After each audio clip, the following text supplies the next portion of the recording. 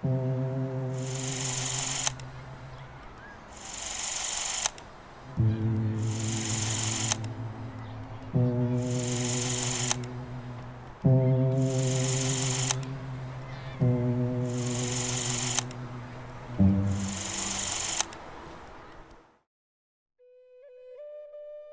pacu yang pertama itu yaitu di Nagari Pariangan atau di Jorong Pariangan yang berlokasi namanya Sawah Pancung Talang. Sawah Pancung Talang itu kepunyaan Tampuk Tangkai Alam Minangkabau Angku Bandarukayo. Nah, jawi yang dipacu jenisnya waktu itu satu kelupak balang puntuang dan satu balang kandai. Jawi itu kepunyaan Datuk Andomo dan Datuk Maharja Depang. Proses perjalanan pacu jawi itu di tanah datar ini yang ada pacu jawi itu hanya 4 kecamatan saja. Kecamatan Pariangan, Kecamatan Rambatan, 5 Kaum, dan Sungai Tarat. Persiapannya kalau istilah Minangkabau, Bajanjang naik, Batanggo turun. Artinya rapat dari tingkat bawah, dari tingkat pengemar, dan kemudian di tingkat Nagari Jorong itu dirapatkan oleh nenek mama atau penghulu yang memimpin masyarakat Minangkabau. Kalau Minangkabau dulu alim ulama, tokoh adat, cerdik pandai. Itu tali 3 sepilin, tungku 3 sejarangan. Ini harus kompak. Nenek mamanya dengan ulamanya kompak. Maka setiap acara pacu jawi itu, tiap pembukanya itu harus baca doa. Penutupan kita baca doa juga, minta keselamatan. Nah, kita minta, macam-macam lah kita minta kepada Allah demi keselamatan anak kemenakan kita, masyarakat kita. Kalau istilah orang Minang, itu membosek dari bumi, bukan titik dari atas. Artinya membosek dari bumi itu adalah keinginan rakyat. Bukan kalau titik dari atas, bukan anjuran dari pemerintah. Tetapi adalah bangkitnya dari bawah.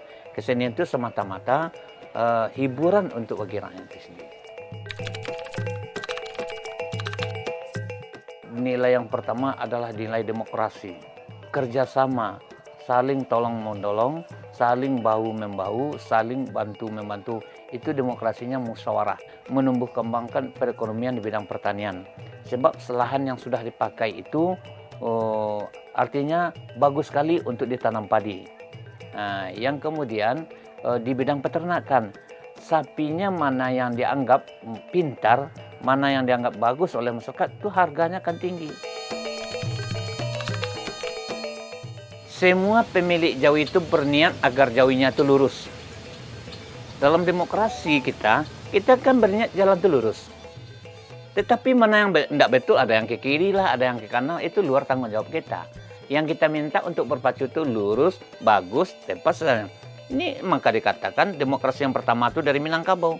Banyak gambar-gambar itu. Orang yang di dalam sawah itu bukan kerja sendirian. Kadang satu ekor sapi itu ada 5 orang, ada 4 orang, bahkan ada yang 10 orang. Bantu-membantu bagaimana kekompakan mereka supaya sapinya lurus. Corong gigi kuyawi, batangko kuyawi, babawa ke sampiang. Kalau kelakang di bawah tangga gigi. Yo naik televisi pisau itu yo induk kaki yo lakukan sinane. Amah katali bajak. Amah di pisau. Kalau detek lah banyak macamnya nang bambun si pisau kau guys. Jawi samia malari je bisa dia buat. Nah batagaan. Kadang jawi bertingkai dibungkus kue dia lekang sudah. Sate pemijaan dah. Pindah ke sadonyo Yuki na pandai udah itu lah. Ada Yuki na nambah samuannya jawi guys. Nah, tujuan dia ampuh kaki. Kalau dilurus dua kaki, aja sekadar naik. Kalau dia dua kaki, aja ke sampiang tadi. Dua kaki je nabi tu limu dia. Bisa batau sama malapak. Pacu batali itu payah orang lihat. Kalau pacu batali itu kedua-duanya jauh batali itu. Tidak bisa ikut dia tangkok dia. Harus tali begituan lah. Katanya kawah.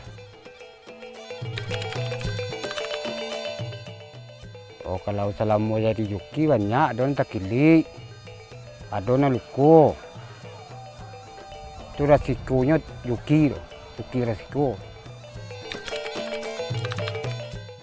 Jawi bakasin indak bakasinnya bedanya dulunya.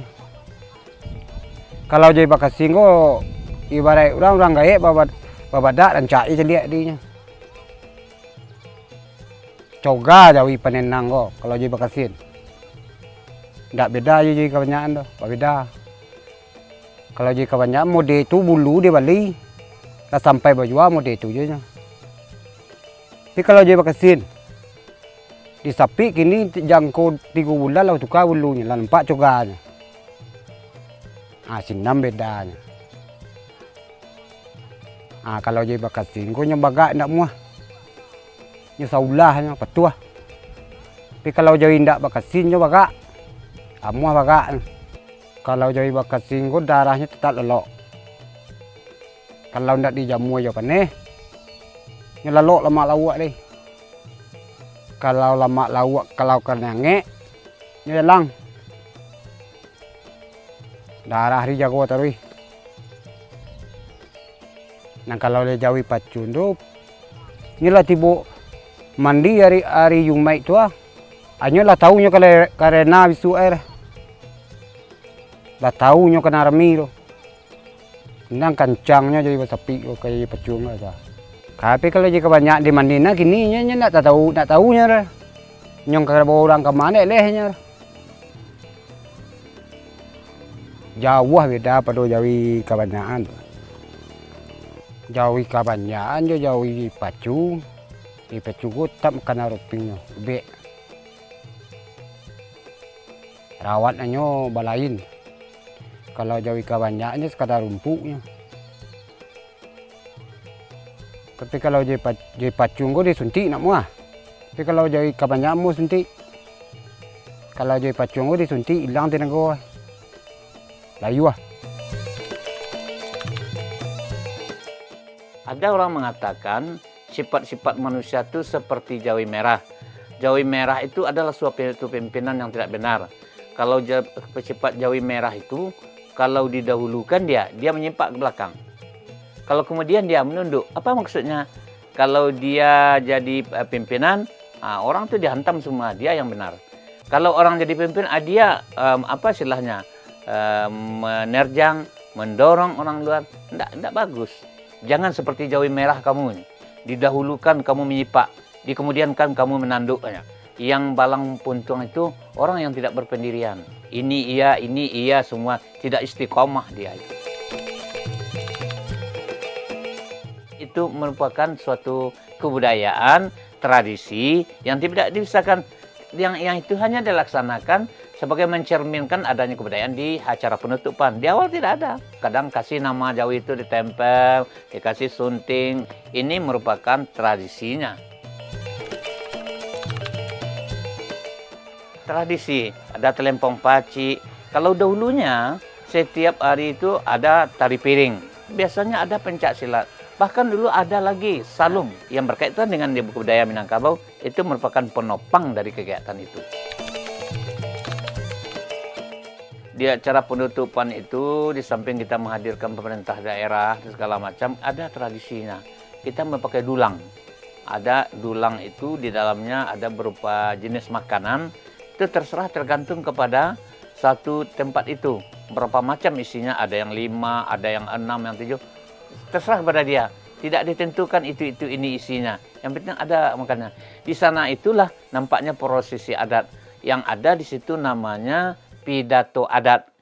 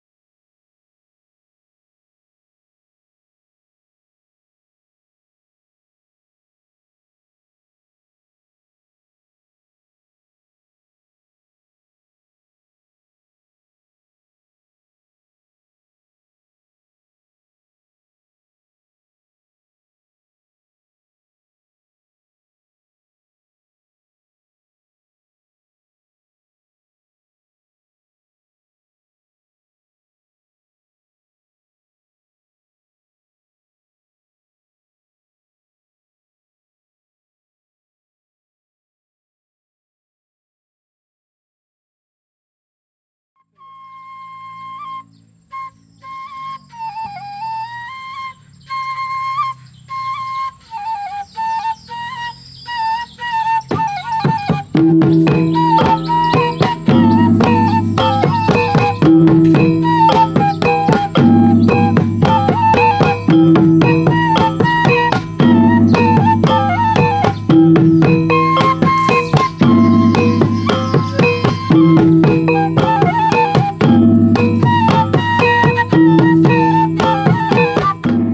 tulak-tulak adalah aksara yang digunakan di kawasan Mandailing dan menjadi dasar pengembangan aksara di seluruh kawasan Tapanuli.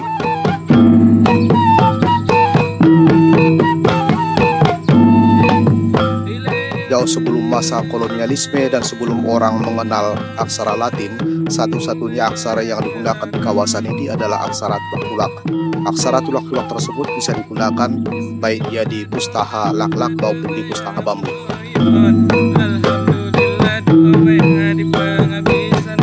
Dari 1340 suku yang ada di Indonesia, hanya terdapat 12 aksara lokal saja. Salah satunya adalah aksara tulak-tulak. Aksara tulak-tulak dapat diartikan sebagai huruf yang digunakan oleh masyarakat Mandailing sebelum masuknya huruf Latin. Aksara ini dapat ditemukan di daerah Mandailing Natal hingga daerah Padang Lawas.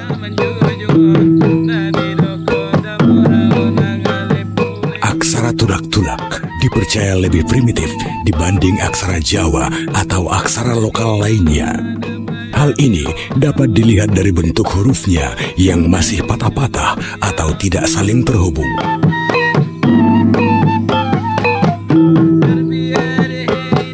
Tidak ada tahun yang pasti kapan penggunaan aksara tulak-tulak, tetapi sebuah bukti arkeologi ditemukan di kawasan candi di Padang Lawas. Di candi tersebut yang diyakini dibangun pada abad 9-11 Masehi, sudah ditemukan aksara tulak-tulak yang dipahat di batu-batu candi tersebut. Karena itu setidaknya penggunaan aksara tulak-tulak di sini sudah digunakan pada abad 9-11 Masehi atau sebelum itu. Tidak ada catatan pasti mengenai asal mula aksara tulak-tulak. Namun, diperkirakan sejak abad ke-9 hingga 11, aksara ini telah ditemukan di kawasan Candi Padang Lawas. Aksara tulak-tulak diyakini berasal dari rumpun aksara India, khususnya India Selatan. Hal ini diperkuat oleh temuan di Candi Padang Lawas, peninggalan bercorak Hindu-Buddha yang berasal dari India. Aksara Pallawa sendiri menjadi dasar bagi banyak aksara di Nusantara, termasuk aksara tulak-tulak. Pada abad ke-8 dari aksara Pallawa lahirlah aksara Kawi Sumatera. Selanjutnya, aksara Kawi Sumatera menurunkan surat Ulu dan aksara Batak yang di dalamnya termasuk aksara tulak-tulak. Aksara Batak awalnya berkembang di Mandailing, lalu menyebar ke wilayah Toba dan beberapa daerah Batak lainnya. Aksara tulak-tulak dapat ditemukan pada kulit kayu yang dilipat menjadi buku atau yang disebut sebagai pustaka Laklak. Dapat juga ditemukan pada bambu, batu, dan juga terdapat di kuburan raja-raja Mandailing. Pada masa lalu, tidak sembarang orang diperbolehkan menulis dengan aksara tulak-tulak.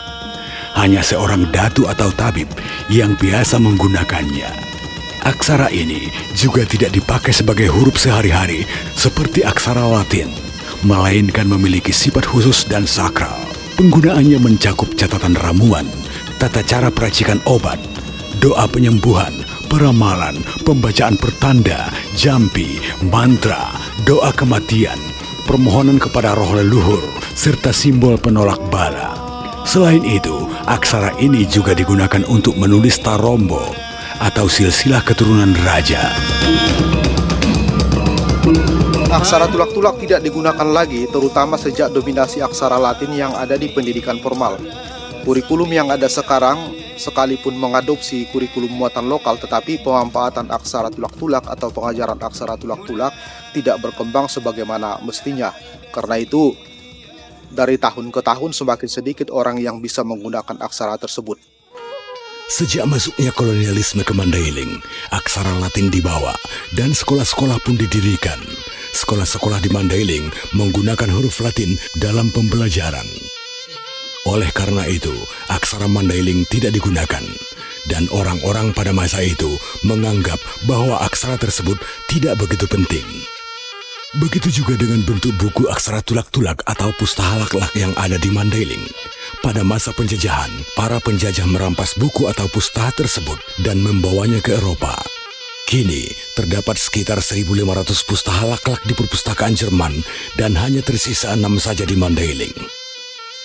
Dari dulu sebenarnya tidak banyak masyarakat yang bisa menggunakan aksara tulak-tulak, sebab hanya beberapa kelompok masyarakat saja yang menggunakan aksara tersebut, terutama dia untuk kepentingan mantra atau penulisan perjanjian antara desa.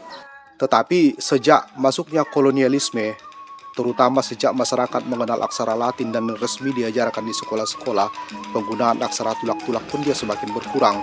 Kalau dipatokkan dengan angka dalam kondisi sekarang, itu setidaknya paling banyak 1-2% penduduk yang masih bisa menggunakan aksara tulak-tulak. Jangankan membaca dan menulis aksara tulak-tulak, masyarakat, khususnya anak muda Mandailing, hampir seluruhnya tidak mengetahui apa itu aksara tulak-tulak. Jangankan mengetahui, mungkin mendengarnya saja mereka tidak pernah. Oleh karena itu, dibutuhkan upaya-upaya agar aksara tulak-tulak tidak punah begitu saja, sehingga anak muda penerus bangsa bisa melestarikan kekayaan budaya yang dimiliki leluhurnya.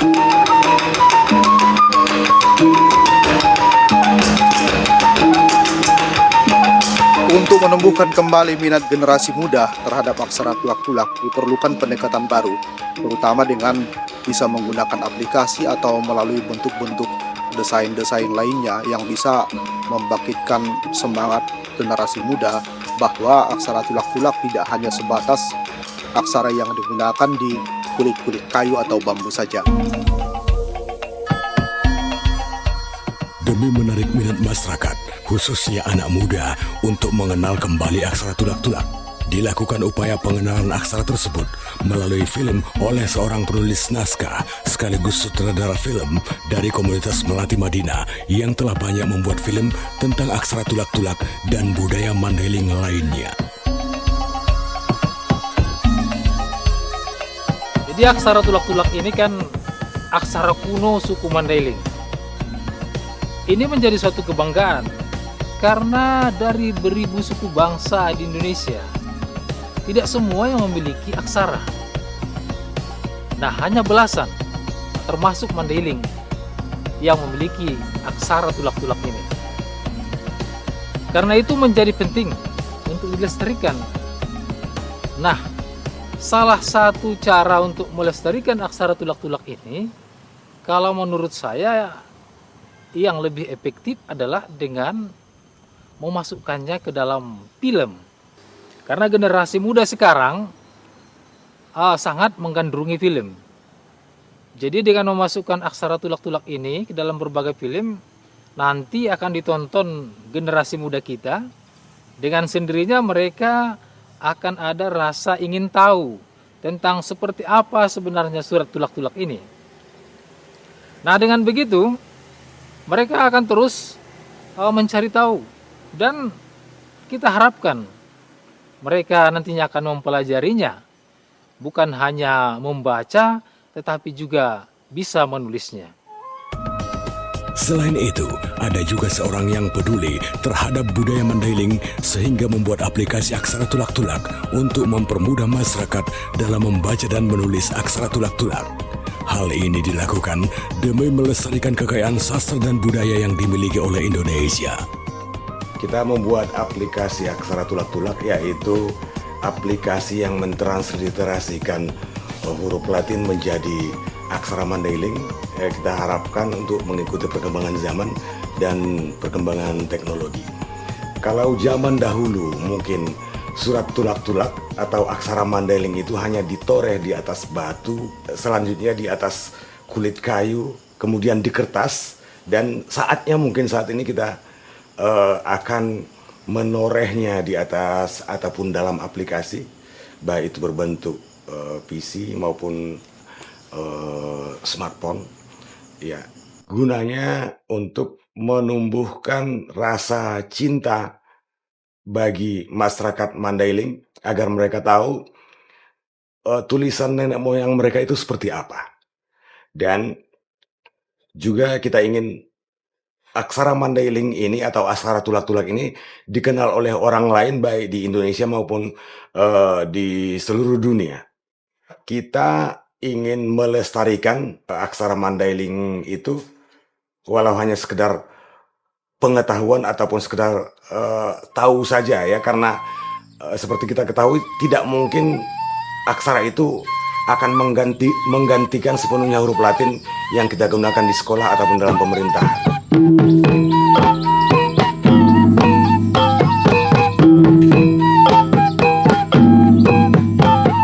Pada awalnya, aksara tulak-tulak dituliskan di atas kulit kayu, bambu atau batu, dan hanya datu atau tabib yang berhak menuliskannya. Kini, aksara tulak-tulak dapat digunakan oleh siapa saja dengan berbagai media, mulai dari kertas, desain pakaian, media elektronik, hingga karya seni. Aksara ini dipakai sebagai sarana pelestarian budaya, pendidikan, penelitian, identitas budaya, warisan intelektual, serta media seni seperti desain hingga digitalisasi dalam bentuk dokumentasi, pembuatan font, maupun aplikasi penerjemah aksara tulak-tulak. Aksara tulak-tulak, kekayaan sastra dan budaya leluhur Mandailing yang berada di ambang kepunahan. Harapannya, masyarakat khususnya generasi muda sadar dan tergerak untuk melestarikan kekayaan ini agar aksara tulak-tulak tidak hilang di telan masa.